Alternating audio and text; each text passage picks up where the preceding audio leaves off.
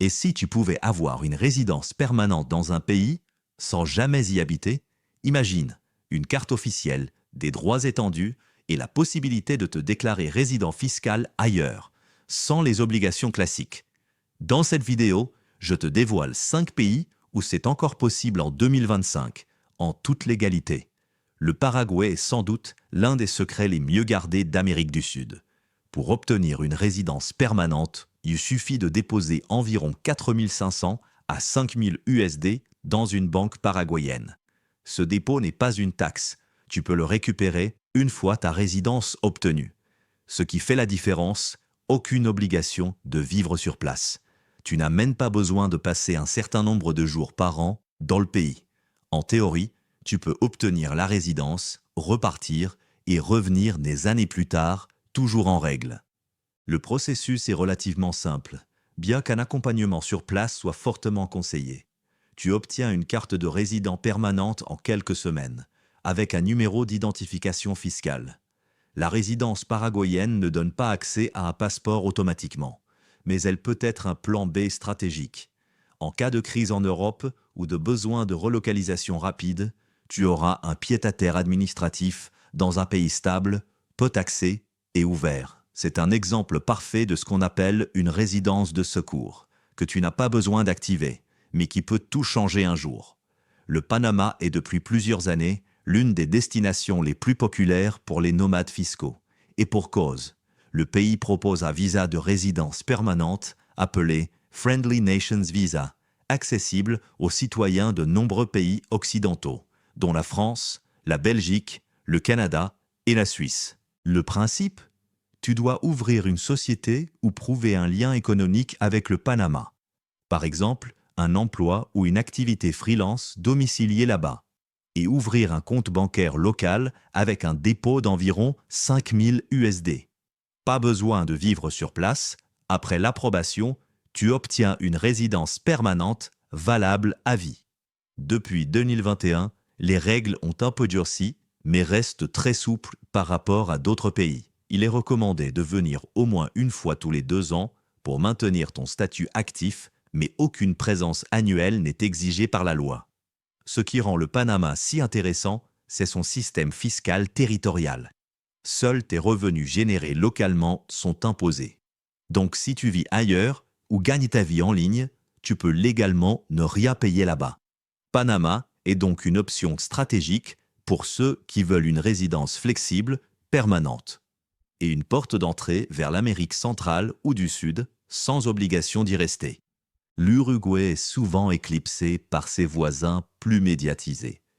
Mais pour ceux qui cherchent une résidence permanente sans surveillance intrusive, c'est une pépite discrète. Tu peux obtenir une résidence permanente en Uruguay simplement en t'installant temporairement dans le pays avec une adresse locale, un certificat de casier judiciaire vierge et une preuve de revenus réguliers, pas besoin d'investir ni de créer une entreprise. Une fois la demande déposée, tu reçois une résidence temporaire, puis la permanente après 1 an environ. Et surtout, aucune exigence stricte de présence dans la durée. Il est courant d'obtenir la résidence sans résider plus que quelques semaines ou mois par an, tant que tu réponds aux critères de base. Ce qui plaît dans ce système, c'est la flexibilité administrative, mais aussi le respect de la vie privée.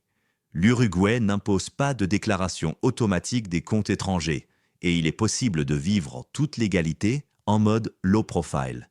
Autre avantage, au bout de 3 à 5 ans, tu peux même demander la naturalisation, un passeport uruguayen solide, sans visa pour l'Europe et l'Amérique latine.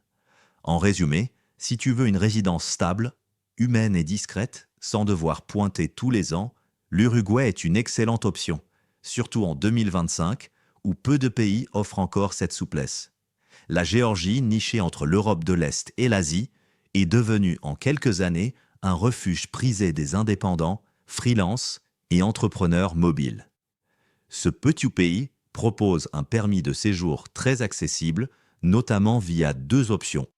Le visa freelance non officiel. En restant plus de 183 jours, tu deviens résident fiscal automatiquement, sans paperasse.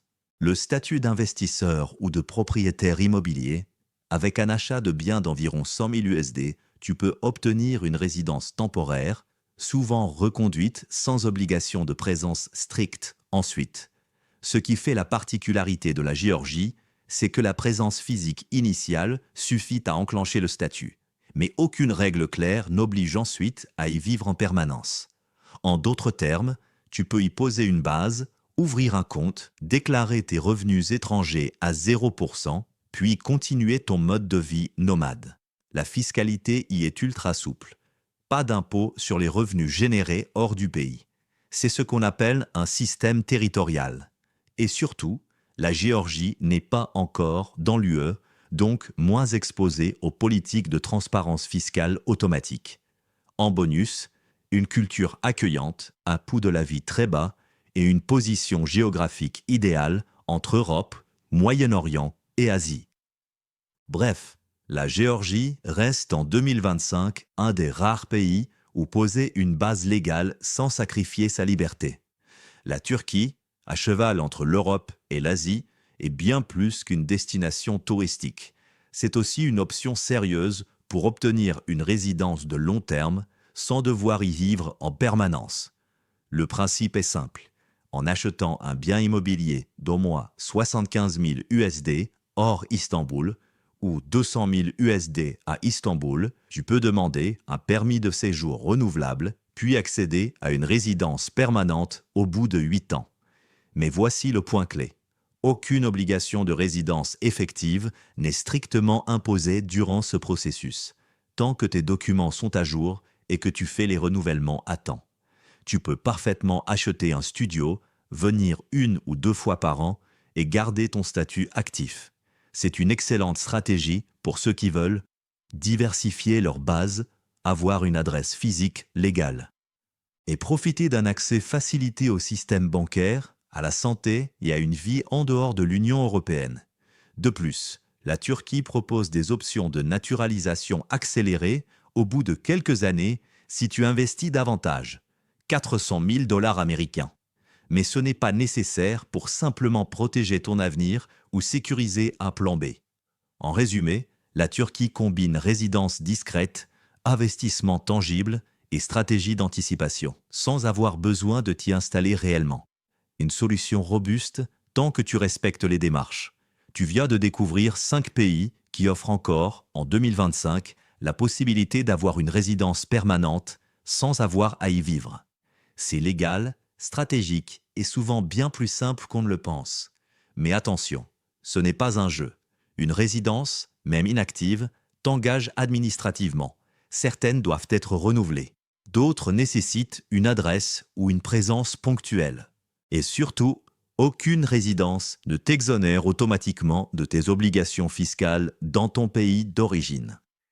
Tu dois comprendre les conventions fiscales, bien te détacher du système français, belge ou suisse avant de te déclarer non résident, et toujours conserver des preuves concrètes. Ces 5 pays sont autant de bases légales, de filets de sécurité ou même de portes d'entrée vers la liberté géographique. Et plus les années passent, plus ces options se referment. Les exigences montent, les contrôles se durcissent, les fenêtres se ferment. Alors si tu veux bâtir ton plan B, ou même ton plan A, c'est maintenant.